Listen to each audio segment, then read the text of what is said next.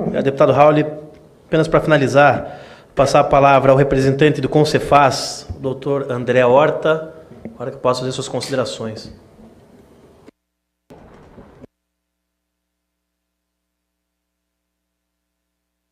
Alô? Muito boa tarde, presidente Francisquini, saudar o relator João Roma, os amigos Api do Cicife, deputado Raul. A gente queria trazer aqui, resumidamente, as dificuldades dos estados em relação à proposta. Primeiro, presidente, uma questão estrutural, né? Os mandatos dos governadores foram renovados há pouco mais de um quadrimestre. Então, o quadro de secretário de Fazenda, os municípios já vêm há 2 anos, mas o quadro de secretário de Fazenda dos estados é um quadro novo. E eles não tiveram ainda tempo suficiente, estão estranhando a dinâmica que essa discussão está tomando aqui no Congresso, que eles não estão acompanhando com o tempo que eles gostariam de ter. Então, primeiro, isso já foi inclusive oficiado aqui a esse Congresso, né? Primeiro que se pede uma observação a essa dinâmica das discussões e um convite maior dos estados a participarem disso. Segundo que o que vai se discutir aqui na CCJ, principalmente, há diversas ponderações em relação, materiais, né, em relação à proposta dos secretários, mas aqui, especificamente, é a questão do federalismo, né? É a questão de se pegar a autonomia do ICMS, autonomia que compreende competência, que compreende iniciativa legislativa, que compreende competência judicial, que compreende alterações formais, né? Entre as alterações formais, inclusive a própria alíquota já está no meio aí. Então, que compreende uma série de propriedades e a competência fica agora somente na questão das alíquotas.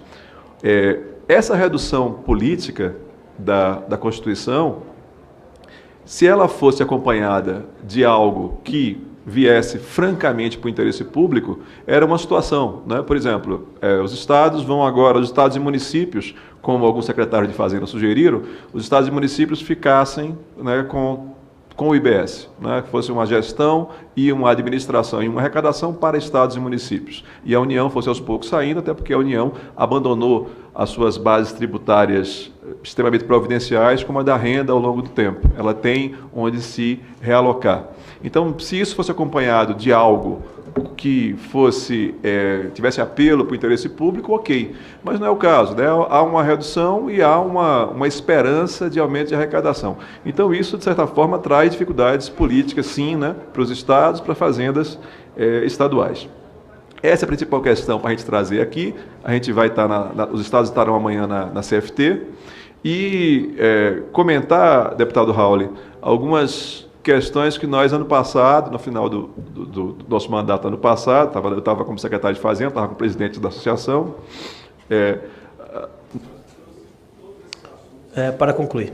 Todos esses assuntos que estavam aqui estavam lá, né? Primeiro, o problema da progressividade. Claro, esse é o grande problema mundial, né, de arrecadação. Quem já tem uma boa progressividade, França, Inglaterra, estão pensando em melhorar a sua progressividade. Imagina a gente que tem uma carga tão regressiva, né? Então, isso é uma preocupação mundial. Só que, quando a gente fala de federalismo fiscal brasileiro, é uma peculiaridade.